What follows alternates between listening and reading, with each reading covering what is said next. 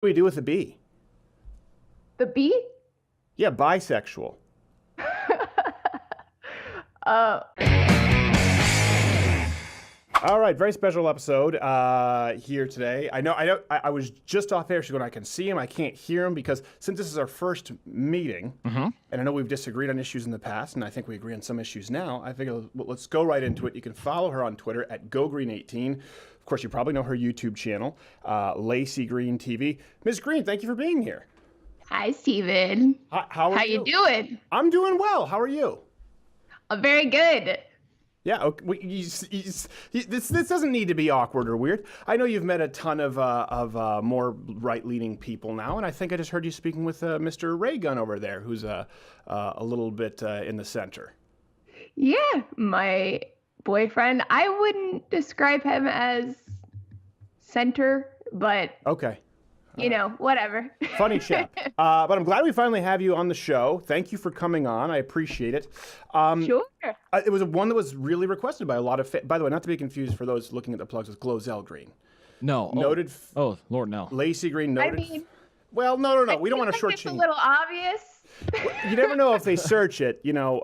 Noted feminist and actually has a You lot won't of find Laci conversations, Green in a debates. bathtub full of Fruit Loops. Full of Fruit Loops. Probably I not. mean, you never know. You never know. There's a bright YouTube future ahead where I'm bathing in cereal. You can just make it a Patreon bonus. If someone pays enough, they can watch you bathe in Fruit Loops. And apply chapstick. And there would be someone who would do that. I guarantee you. Yeah, Make the the dollar. absolute state of things right there. Well, let me ask this. It was really requested by a lot of fans. You were a noted feminist. I think we did even some rebuttals a long time ago. Don't hold it against us, with some of your videos that were very popular. And then you mentioned, taking the red pill. And obviously this has been documented. A lot of people are familiar with it. But for people who aren't, can you kind of set it up and explain to them, what does that mean for Laci Green? What was that journey like? Well, that video was mostly just me saying that I was willing to talk to people who consider themselves red pillars. I would not call myself a red pillar Right. in any way, but I have always really, I come from a really conservative background. I have family members that voted for Trump, and they're very religious, and they live in the middle of nowhere. I am not like insulated liberal in any sense of the word, and I started talking about some of these things on my YouTube channel and how important it is to just sort of like sit down, have a beer, have a chat with people who see things differently than you, and to really understand where other people are coming from. And I think everyone should do that. And we should all be open to changing our minds about the things that we believe and learning more and growing. So I made this video, just not really thinking much of it, that I was going to That's a mistake on the YouTube. Yeah. Well, there were lessons learned. Yes, especially, namely, don't read the comment section. But I appreciate the chutzpah that it took to do that anyway. Yeah. So, I mean, I got a lot of flack for that and continue to, but whatever. I'm not. Why though? I don't understand why. I mean, what you just said right now, what you just expressed, seems entirely reasonable. That's something that we believe on this program. We have an open invitation to anyone, and we'll allow them a platform to speak. I can't understand why it would be polarizing. Right. How is that? What kind of flack do you get for that?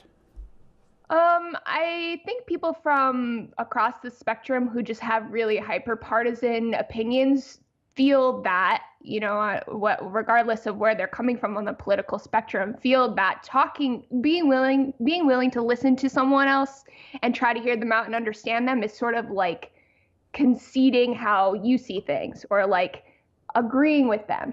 And maybe I just communicated it poorly, or maybe people are just so polarized and tribalistic online that it just sort of created this spiraling frenzy. But it's stupid. Well, I mean, it's really idiotic, Yes, it obviously is. You say across the spectrum. So I know you mentioned, you've talked about how people on the left, feminists, sort of thought you were a turncoat, and you had death threats against you. I'd heard about your story in a parking lot because you had accidentally used the word tranny when quoting Chris Crocker, who used it himself, and they said you led to the deaths of... Yes. I don't. People go watch her videos. I'm not hurling mud. Laci has talked about that. If it sounds absurd, it sounds absurd to me as well. But what kind of flack would you get, across the spectrum on the right for saying, hey, let's have a conversation. How are they mad about that? A lot of people saw me as trying to like just do it for views or accusing me of trying to trick them or, not being willing to have the conversation themselves because they felt that I had hurt them in some crazy way. Like, you've done so much damage. There's no way, anybody on our side should talk to you. And it's just, people are just crazy across the board. Like, everyone just needs to chill out, just have a conversation. I think the part of it, though, was maybe like, I didn't see the videos you made to me, but like some people made some videos that I would say were pretty inflammatory and closed-minded themselves. Ours probably were. You needn't watch them, but that's the majority of our videos. Okay, cool. Well, noted. I think that sort of attracts the type of person who isn't really open to having conversations or learning more. They just want to hear things that reinforce their own worldview. Yeah. No, I agree with you. And we talk a lot about, I worked at Fox News for 4.5 years before I founded this. Oh, no way.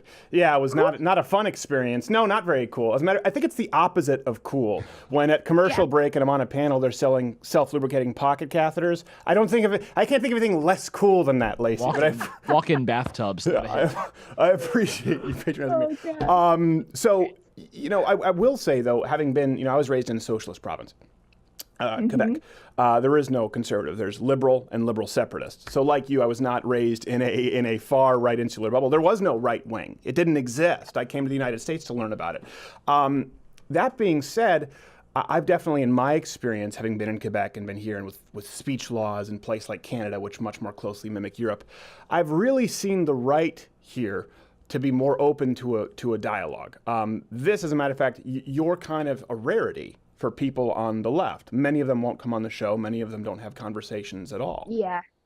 That is an interesting thing. So I don't know, like I don't like making generalizations, but I feel like maybe this is something that is being exacerbated online because most of the people that I'm friends with, like in the real world, are down to have a conversation. But one thing that I've noticed happens online a lot on the left is people have this idea, kind of like what I was talking about before, right? Where if you talk to somebody who has views that you believe are abhorrent or hurtful or harmful or whatever, that is giving them power, it's giving them a platform. This is what all of the feminist YouTubers sort of disowned me over, right? They said that I was like empowering the right or whatever, like empowering the people that I disagree with by simply talking to them. Right. And not only is there that idea, but anybody, even, like myself or anybody who doesn't really see it that way, their fans will come after them. Right. So there's like this huge risk that you take and nobody wants to, piss off their fans. So yeah, I understand. Now I've seen a small portion of that. For example, we've talked about. I don't agree with Alex Jones on much of anything, but I've done his show several times. His son's a fan, and his son, I've given him merchandise, and I've been on his show and told him that I disagree with him. Some conservatives have said, "Well, you're enabling some of his conspiratorial views," and I'm pretty clear. I mean, I've been on MSNBC and BBC and Sky News. That being said, it was a very, very small percentage of people. It seems, in comparison to the reaction to you from feminists, where what you're saying isn't that inflammatory. That's the thing to me. That's I don't think so, but some people do, and they still give me, still post about me every day, which is like, what are you doing? Yeah. I mean, to me, it's like if there are real problems in the world and real problems in your life, why are you obsessing over what people on the random ass people on the internet do that doesn't really have like much effect on the world? Yes, that's weird to me. And I do think a lot of people, they're focused on that, and that's why when we do this show, we've always tried to focus on. For example, if I disagree, I don't want to straw man. We use clips and quotes and policy from Bernie and Hillary and Young Turks, and we say here are the mainstream views that we disagree with, because anyone can find the Westboro Baptist Church and act as though there are more than 14 members with flippers, who are inbred. And the same thing on the left. But there's some mainstream views for me as a conservative on the left that I find disconcerting. I know you said you wouldn't consider yourself a red pillar. I understand that. Yeah. It sounds to me like the main thing that's changed is your view on having a conversation, maybe freedom of speech, open dialogue a little more. Is that kind of really, when you say I was red pilled, that's the fundamental difference between pre-2017 Laci Green and post? Yeah, I think that's the main thing. But also I sympathize and understand some of the criticisms of the feminist movement that are made online. And I agree with a lot of them. So maybe that's, if you want to call that red pilled, I think there are. We don't need any more air problems. quotes. I think people get the picture. If someone's already condemned you for being on the show, I understand. It's like conservatives like, not a Nazi, not a Nazi. I heard the audio only version. Yeah. Probably a Nazi. Probably not a Nazi, but I think school vouchers might be good. He's a Nazi, I knew it. So then let me ask you this. You say sympathize. What would be different? What views would you say have changed in pre-2017 Laci Green and post? So you say sympathize. Let's start with that. Just with, I have always thought this stuff, and I've talked about it online many times because I myself have been victim of really vitriolic mob attacks online many times. So, I've always, growing up on the internet and being someone who just kind of like shares their opinions online, have seen the dark underbelly of the movements that I am aligned with. And I feel like I've just seen all the dark underbellies because you're on the internet so much and that's your job, and it's pretty horrible. But yeah, I would say the main thing is just feeling like there are some aspects of the feminist movement that are just really toxic, that have been really toxic to me, that have been really toxic to people that I know. And, I have always felt that way and sort of talked about it and was kind of scared to poke the beast. But now I really don't give a because I really think that there has been a tipping point where it has become so toxic that it's actually hurting the very causes that I believe in. Okay. What elements, I guess, would you say when you say toxic of feminism specifically? Yeah, well, there's a lot of things, but I think one of them, for instance, is like the hate mobs when somebody says or does something problematic, that is deemed not like. There's the air quotes for those listening audio. She's doing it again. People listen to audio sometimes and they go like, "Why did you?" I'm like, "No, you missed it." So okay, but I appreciate it subconsciously. But because I hate that word problematic. Like, what is that? I don't. That's a change because you used to use that word.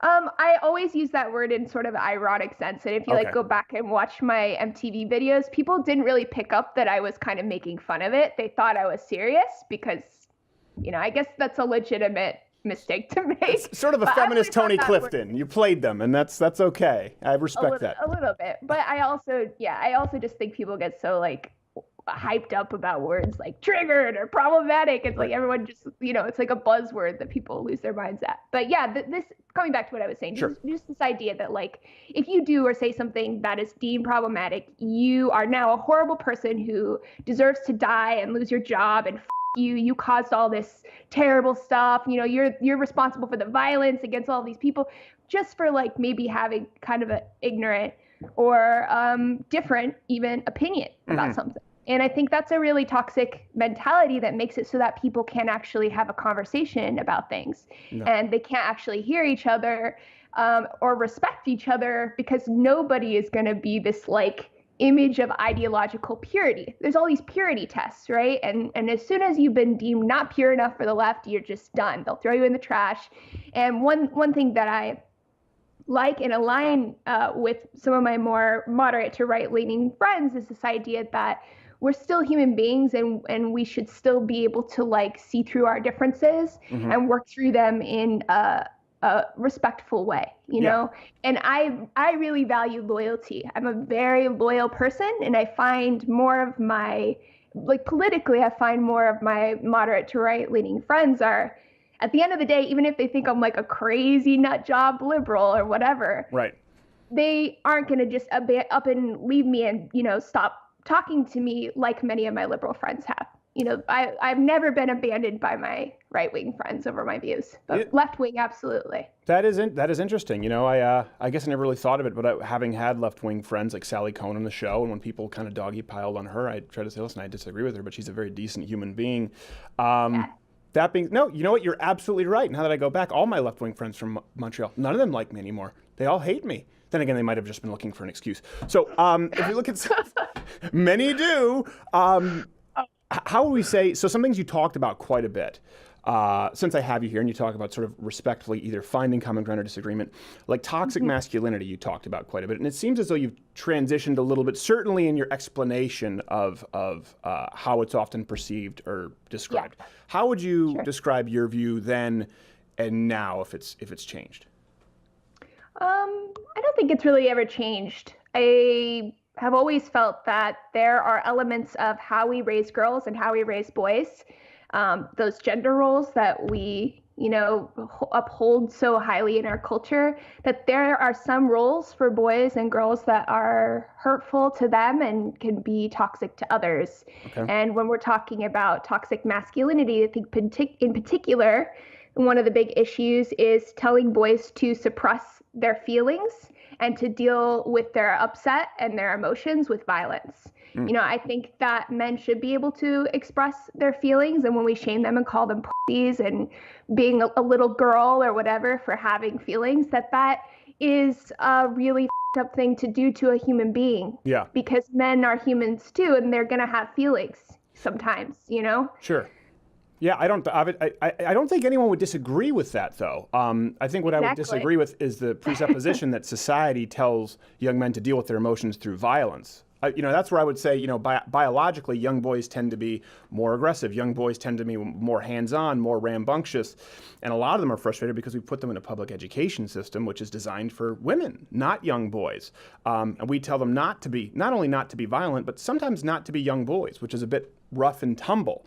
I think I agree with you that boys, because of testosterone, and that's a generalization, but in general they do have a lot of aggressive energy, or a lot of energy in general, and that's why I think that we need to have positive outlets for boys. Like, I think sports is a great outlet for people's energy, and girls have that energy too sometimes. It really just depends, but sports and healthy competitions, ways to get that energy out in healthy ways that doesn't hurt people. I don't think there's ever this message that sometimes there is, but usually it's not like you should go out and beat someone up, but sometimes it is. Sometimes it's like, oh, you're having a problem with someone at school, you should show them who's boss. You should take them down and not put up with their crap, because that's how you show that you have self-respect as a man. And I think that is not a very productive thing to tell boys. My dad told my little brother this all the time, you should just, beat him up. And I'm like, maybe not though. Yeah. Maybe. Well, I was going to say, I've never heard that. That you have problems with. Yeah, I've never ever heard that in my. I wonder how much with I guess sort of modern third wave feminism is this perceived societal conditioning versus what's happening in actuality. Because if you look at any public school, any public program, any intramural sports, they punish severely any outbursts of violence. And I've never heard anyone personally tell a young boy to be violent. I've heard them say, defend yourself. My dad told me that. I almost think that telling young boys they shouldn't be the way that they are with checks and balances is more toxic than trying to create outlets that maybe aren't the most conducive toward actually, like you said, sort of expending some of this aggressive testosterone-laden energy. Well, I don't think that anybody, I think for one thing, intramural sports is different than how boys and girls are socialized. There's no doubt about it that we do tell, sure. And there's a lot of data to back this up, that we do feel more comfortable with boys expressing their emotions physically and solving problems physically. And you see this in the movies everywhere. You see this at bars and at schools, and, there's just sort of this idea that if you're a guy who has self-respect, you should stand up for yourself. And the way you stand up for yourself may include physical violence sometimes. And I think that this message can also come out in relationships, because, we have a real abuse problem in a lot of teen relationships. I don't know what the statistic is, but any amount is too much, right, of abuse. And it's not just physical abuse. Men and women abuse each other in different ways. Men are more likely to be physically violent. Women are more likely to be emotionally, psychologically abusive. Yeah. So we maybe part of that is our biological nature as males and females, but I do think the message is reinforced socially. I guess this is where where do you think it's reinforced socially for men to be physically abusive to women?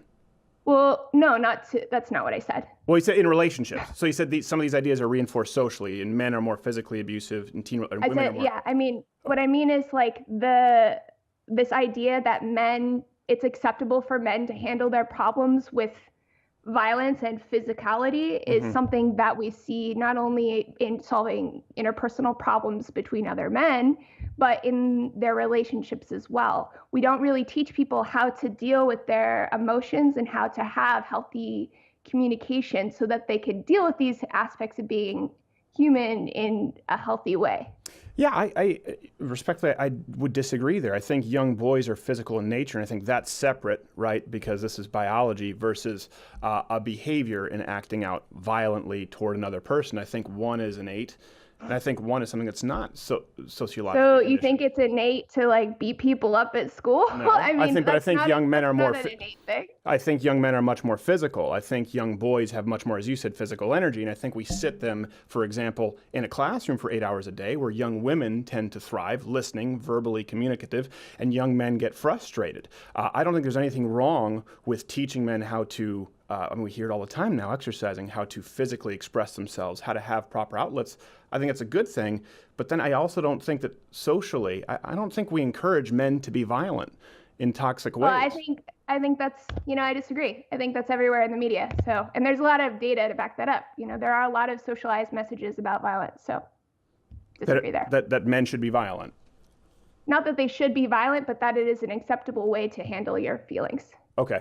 Well, right now we're handling any disagreements through words and found a lot of common ground. I mean, we can fight it out, Stephen. Let's go. You don't want to go physically, because then the biology comes into play, which brings us kind of into, so what other aspects, I guess, of toxic masculinity? And again, I think the reason this is important, and I understand that you sympathize with it, I think you see this point of view, is that young men who've been vilified for what they are, right, for being men, and then it being referred to as toxic masculinity, then you end up with a rebound effect. Then you end up with the sexodus, second adolescence. We're seeing these results right now with young men who are afraid of relationships.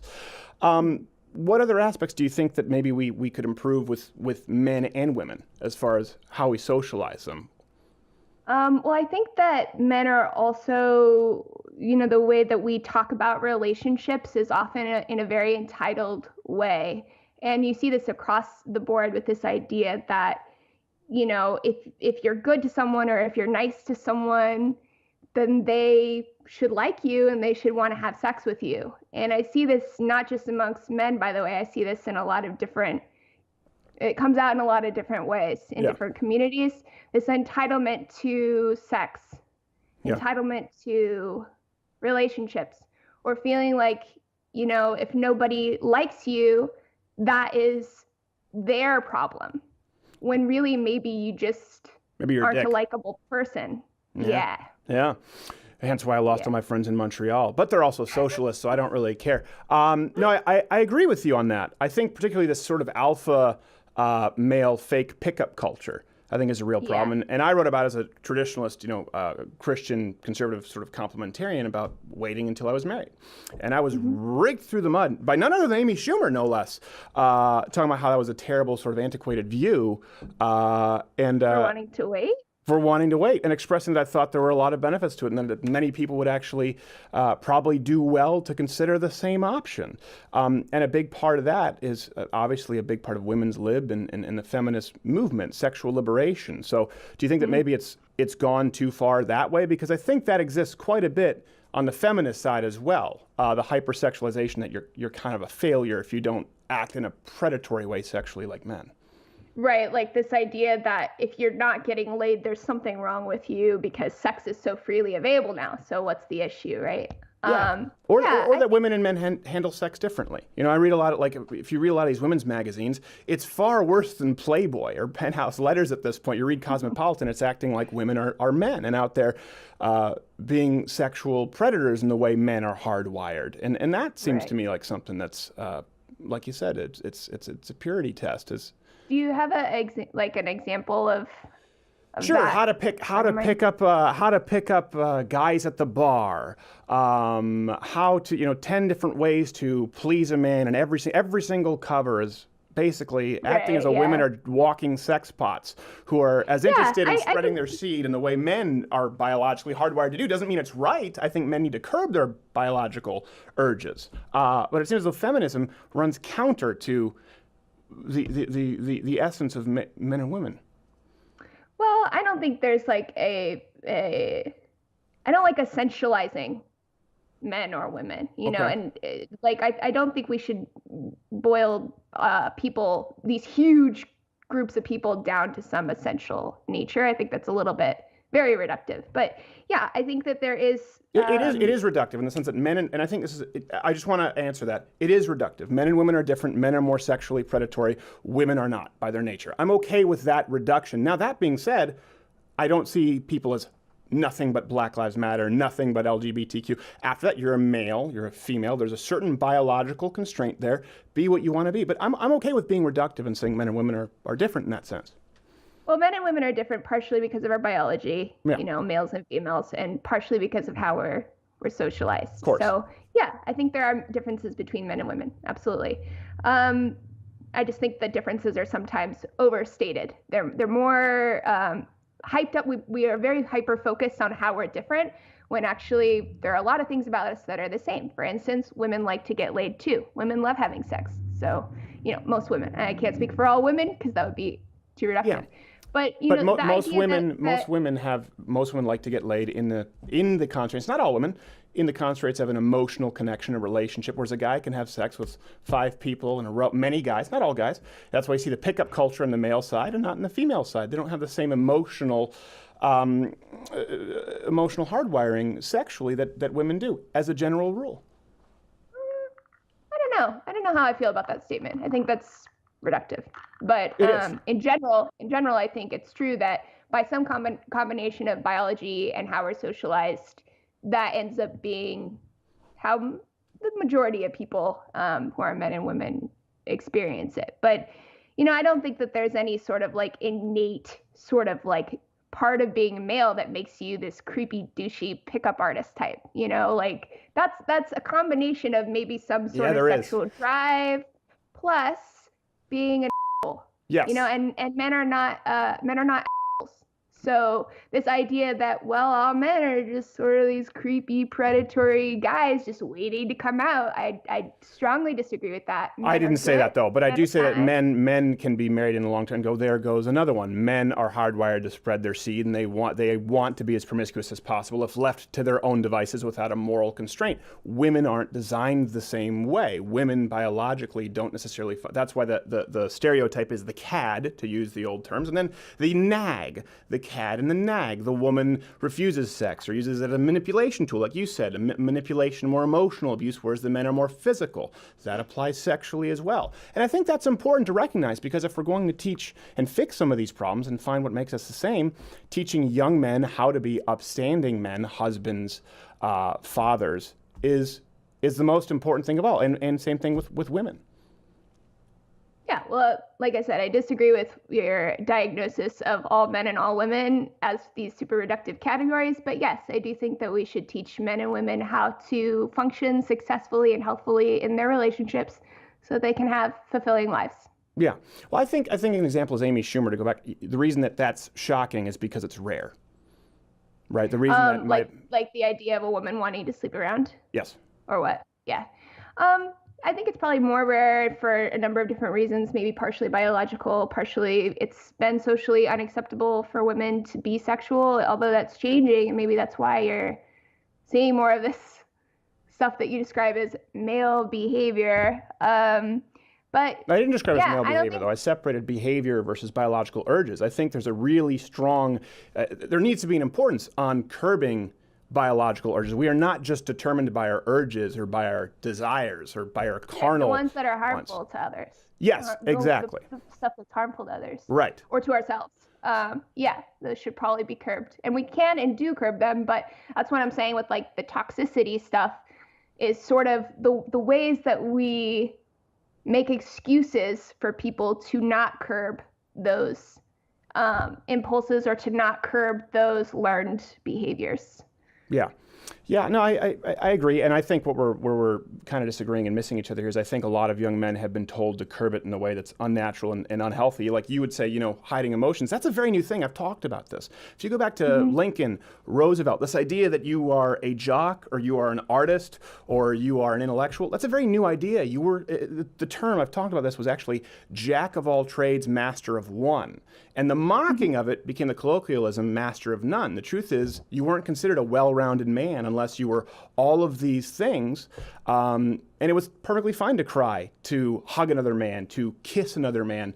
So I think that's where people definitely have gone astray. But I also think that, in addition to that, I think feminism has really put a lot of burdens on young men, and that's why you see a rejection of it, to really stop being young men. We have an education system that's based for young women. If you look at the way right now Hollywood is reacting to things that we would agree, the Me Too movement. The reaction is one that assumes that of guilt, right? And so a lot of young men feel browbeaten for being men, is my point. And the biology is an important component that needs to be acknowledged. And rather than say, hey, you shouldn't be so rambunctious, let's sit you in a classroom, we should say, all right, young men are rambunctious. How do we channel that positively? Well, I think that young men need to learn how to function in the world and to be disciplined, and you need to learn to have respect for yourself and the environment around you. And I think that's the thing men should learn as well. Yeah, absolutely. And same thing with women. And like you said, across the board, there can be toxic masculinity, femininity. It goes both ways. So let me ask you how this ties into, because I know you've also taken flack, like you said, from the transgender community, I think needlessly, for delineating between biology and gender. Have your views on that changed at all since the quotes, again, for people who are listening audio, red pilling? Are they fundamentally the same? I guess I should ask you what you would say the same is. Like, what's your... Well, I know that you've talked about how sex is biological and that gender is a social construct. Is how you presented it a long time ago. But I also know that you, I think rightfully, talked about how there's a lot of pseudoscience on LGBTQAIP blogs that talk about a male brain and a female brain and transgenderism. This is one thing that maybe you can help me with this. With LGBTQ, I think that's LGBTQ, some people add AIP. If gender's non-binary, what do we do with the B? The B? Yeah, bisexual. I'm not sure I understand your question. Well, you mean like if bisexual means there's gender, two. What is? Oh, right. That's problematic to use that word. Right. Okay, I think I see what you're saying. Bisexual, well, at least in the research, refers to sex, right? So male and female. Whereas gender would be a different, like the non-binary designation refers more to how people interpret their sex in the world. Okay. Not necessarily about genitals, more about how the masculine or feminine or androgynous energies. But then the acronym makes no sense because you have one that's biology, bisexual, and then transgender, which is gender, societal. They've got to change the whole acronym. Well, some people have made the criticism that sexuality or sexual orientation and gender identity are two very different issues, and so they shouldn't be on the same acronym. I disagree with that because I think they all kind of fall under, they all have a lot of shared traits and shared struggles that all fall under anybody who doesn't have a normative, just a conventional, what we consider a mainstream sexuality or gender identity, so those things have shared characteristics. Okay, so but yeah, they're different. They are different. Yeah, well, bisexual would be sexual, so it's basically someone who's attracted to a male or female biologically versus gender. So a bisexual could be attracted to a male biologically who identifies as, your guess is as good as mine at this point. Any gender they identify, Okay. Yeah. And that's one thing I think that people on the right have had, and since you talk so much on sexuality and gender, how many genders are there? How many pronouns are there? What do we do? So since it's a societal issue, what do we do societally to deal with this? How many can be put in a driver's license? What do we do with voter registration? It's an ever-changing rule book. Yeah. I don't know. What do you think? I think only that two? Yes. Only two camp? Yeah. I do. Well, I think there are practicalities to that view. However, I also think that a lot of people just experience themselves and the world differently, and they want language to describe their experience and their identity. And, I think that's a positive thing. It doesn't hurt me. It doesn't hurt anyone else. I think the question of like driver's licenses and stuff, or what kinds of laws should govern, sex specific spaces, things like that.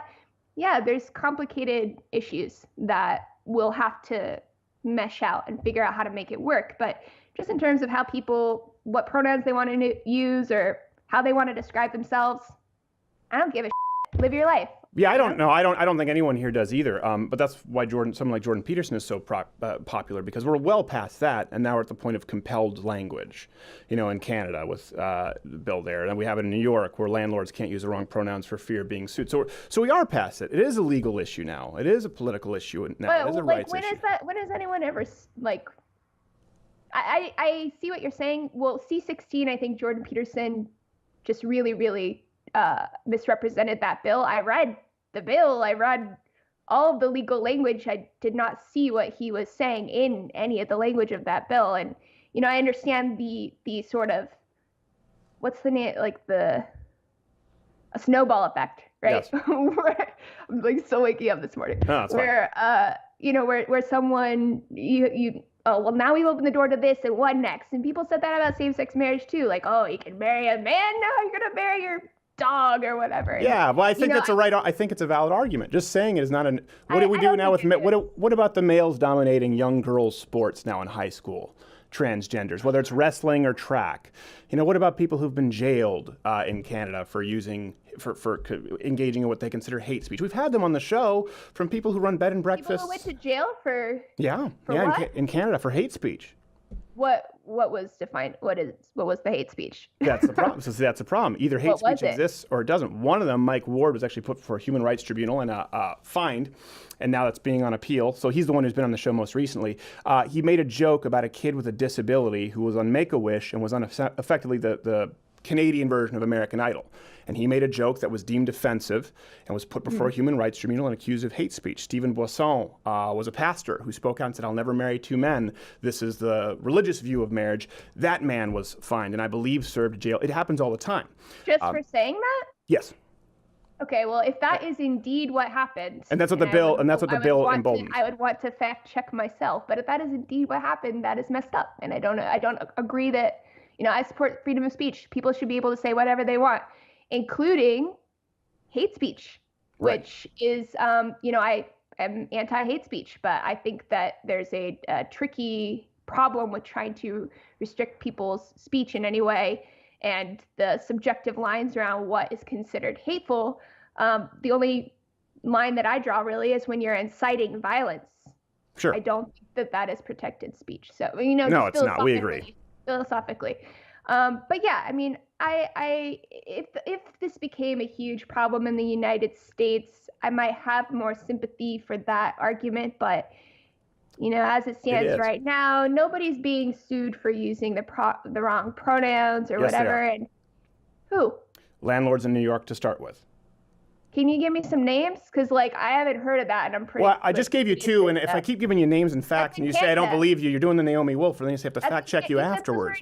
So this is in New York. Yeah, landlords in New York. We've written about it on the site extensively. You have plenty of professors who've gotten in trouble, obviously, for improper language. I can't give you every single name, but I've just given you a handful. So I'm just asking for one landlord, Stephen. You're saying landlords what's the law? Are being It's the law. sued. Yeah, it's the law. So the law in New York, as far as I know, okay, is that you About have to misgendering. have bathrooms for, bathrooms for a lot of genders, right? Like 20 or 30 or something, at your place of business. Yeah, no, I'm talking about landlords and misgendering. So there are laws now about misgendering, and the reason we come back to the point is why it's important. I think maybe the fundamental issue here, maybe you and I can find where we agree, is where does sex, in your opinion, end and gender begin, and how do we recognize that? Because it's one thing to say, I don't care what someone says, they want to put on a dress and go in and call themselves Nancy, fine. I think both of us agree, couldn't care less. But where does sex stop and gender begin, and how do we define that legally as to protect the rights of everybody else who may not agree with this and may express it through speech? Well, I don't think there should be, punishments for misgendering unless it's being used in a way that is deliberately meant to harass or abuse someone. An accidental misgendering someone, or even if you just can't get it right, I don't think that that is a compelling case for criminal activity. But in general, like if it's part of a pattern of harassment and abuse toward someone, then that's a different context and a different story, you know? And I think that in general, people should just try to respect each other and just don't be an you know, just try to be kind to other people. And even if you don't understand why they have pronouns that are different or why they feel this way, just try to understand and be nice to other people, you know. And if it gets nasty, like, let's come back to our shared where we see things from eye to eye as human beings. I agree with being nice, absolutely. I think it's important if we're going to restructure society, how we view sex and genders, as you put it, differentiating between the two. I think it's important that we don't completely restructure it and then say, by the way, if you weren't along for the ride, you're an asshole. If we're going to start fining businesses, if we're going to start punishing people for speech. I think the onus is on people to say gender is separate from biology, and this is why you have to go along with it. Otherwise, you know, we put you in jail or fine you. And I haven't heard a compelling argument for that. I think that's foolish. Yeah, well, like I said, I don't think we should put people in jail or fine them for those sorts of things either. But it depends on what laws, you know, it's hard to make general statements, but, you know, one of the debates that I find really interesting is about, you know, sex and sports. Like you mentioned before, you know, where trans women are playing alongside cis women, people who were born biologically male before transitioning, and, you know, the way that affects your physicality. We know this is just, you know, basic biological facts that males are on average larger and males are on average have more muscle, whereas females have more fat and, you know, have different reproductive capacities. So, you know, those are the situations where I'm like, this is really rough, because I don't think that we should tell people who are what to be. But I also think that there are some biological realities with sex, and those pose some difficult questions. And I think people need to be honest with themselves and with others about what's fair and what's not. Yeah. Otherwise, we're going to get into a situation that disadvantages females who are smaller, you know, who have different athletic skills and different abilities, because our bodies are a little bit different.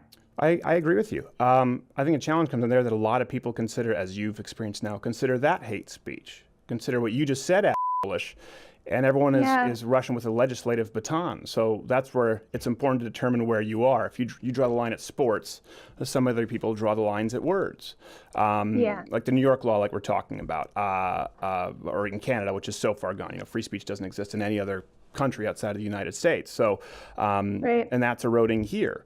So everyone has a line, and I guess my question is, how as society do we define that line? It seems like to you it's things that are physical, sports, but for because the real tangible physical reality is sex.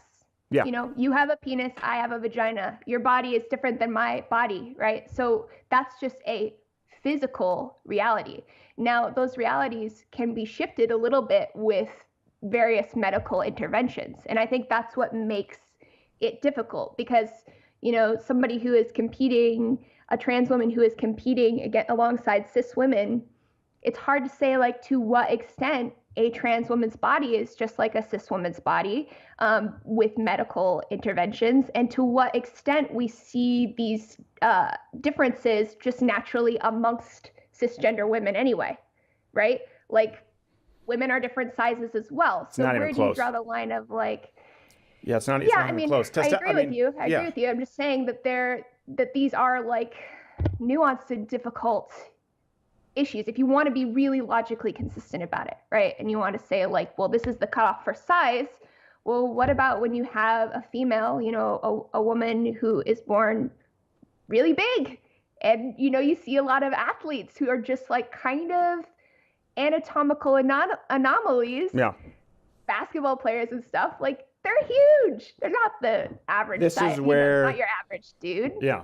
I think this is where But generalizations are important and necessary. And I think, like you said, it's nuanced, but I don't hear a lot of solutions. This is coming from not yourself, I don't have anyone in the Stephen, left. I don't have solutions. I can't solve these problems. These are very difficult issues. I don't think don't so. have like some agenda that I'm railing on. No, The I only know, thing I that know you're not. I'm saying I do think there's only one solution. Just like when I've talked about abortion with other people, there's only one consistent line, like you said, to draw logically, and that sex is biological, and that's how we draw the line sociologically. The idea that gender and sex are very different is a very new idea, right? I mean, it starts with, you go back to Simone de Beauvoir in the 40s, and then you have John Money, and then really this idea that it was non-binary only started in the 80s and 90s with Judith Butler. Even people talking about transitioning. I know you've talked about this.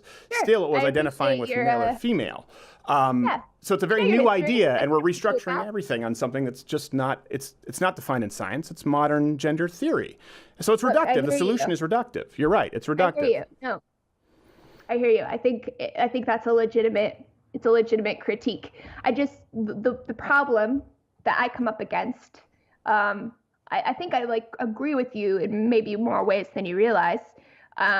Just that my concern is it's also important to me to make sure that the world is equally accessible to everybody. Sure. You know, regardless of who they are or whether they experience dysphoria or not. Like, it's important that everybody feel like they have the same opportunities to be able to pursue, and the door is open to anyone, and it shouldn't be closed just because you're trans.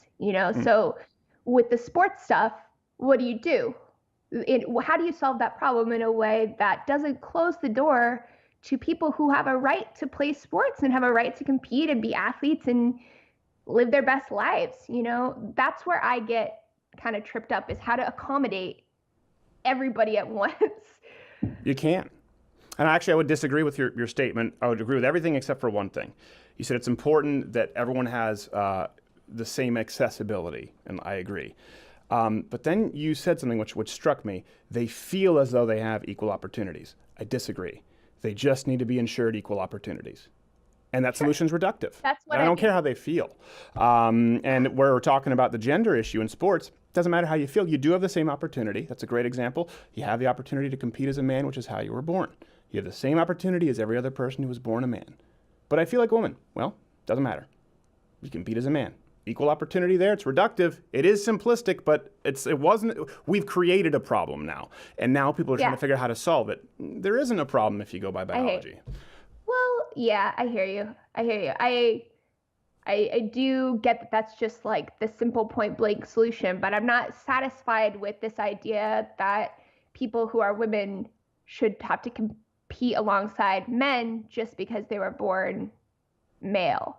Like, I think when you understand, and I don't know how much exposure you have to real life trans people, right? A lot. Yeah. Okay, so cool. So you probably are familiar with how just doing simple can be. And I think if there is a way to make people's lives easier and to help them live the lives that they want to live, then we should do it. But I hear you in the sense that when it comes to like athletics or physical stuff, really, athletics is about your body and about your sex. So, but some people, they transition, and their hormonal makeup does change. Particularly actually from female to male, because it is easier to add testosterone than to take it away. Yeah. From a body. So that's a good point. Or certainly, I would say I hate to, but we actually have Brian Shaw on the show, is World's Strongest Man. So to certainly we talk about hormones a lot on the show. It's a lot easier to certainly change the effects than to eliminate the effects of an already testosterone-laden body. You can't undo the bone density. I mean, you can do cancer by injecting estrogen into a man, but you can't undo him becoming a man. And that's why right now, we've hit the point with puberty blockers in children, and that's another question which I'm against. But I would agree with your statement there. Yeah, so it's tricky. I mean, I don't know. My mind is open to solutions that make everybody happy, but I don't feel like I've heard those solutions, and they don't exist. Maybe you're right. Maybe we need to have more emphasis on sex, or maybe something that someone had told me that I thought was an interesting idea is going based on your weight class or on your body composition, so that people are being matched based on people that are like the same size as them. It doesn't matter. We already had that with wrestling, and that guy just beat the shit out of a bunch of women in Texas high school wrestling meet. So you have weight classes, but a male weight champ, there's never ever been in any physical combat a male champion versus a female champion in the same weight. It's not close, and it's not fair to women. That's my point. It's not fair to women. Well, that's where I agree with you. Is I don't want biological female people, whether they are women or men, to be over. Yeah. Well, I appreciate your candor. I think I don't think there are solutions that please everybody. And I think the only consistent line is gender and sex. Are up until recently have long been considered the same thing, and these are complications now or nuances that are created in a way that can hurt people. That's the issue, very physically, as we're talking about, but this kind of victim culture creates unintended real-life victims. This happens all the time, and there's no solution to please everybody. So I think we both err on the side on many issues of freedom, of speech and of expression, and not infringing on other people's rights. I think you're in the right place on most of it. I just disagree with you on some of the issues. So your YouTube channel, we do have to get going. I know you're busy, and I am as well, is Laci Green TV. That's Laci C-I, again, for people listening, and then Go Green 18 for as long as Twitter allows you to be on there. Who knows? Yeah, I haven't really been using social media much, but yeah, that is where I'm at. And I have a book coming out in September that goes into much more detail about these matters. I would love to read it, and I'd love to have you back on to talk about it. And you also have a Patreon, That by would the be way. interesting. I do, yes. Where is that for people to go? We'll bring it up in the lower third here. It's just Laci Green, I think. Okay, Yeah, there you go. thanks for the plug. Absolutely, Laci Green. And she might have a bonus pretty soon where she'll be in a tub eating Cheerios. Yeah, hey, listen, that gets your money's worth. Don't hold me to that. Don't hold me to it. I won't hold you to it, but I will picture it. Laci Green, thank you very much. Appreciate it. And I do hope to have you back, and I hope your book's a success. Thank you for taking the time. If you like this video, subscribe, watch one of these other videos, or hit the notification bell. Well, you should hit that if you subscribe anyways, because subscriptions don't mean anything on YouTube anymore. Now you have to hit notifications so that it shows up in your inbox. So I don't know why you subscribe in the first place, but that's what you have to do. Also, we're not making money off these videos anymore because YouTube decided why. They just said we're not going to. And when we said why, they didn't tell us why exactly. Imagine if you showed up to your job, you did all your work, and then they said, hey, by the way, we're not going to pay you. You said why? They said, piss off!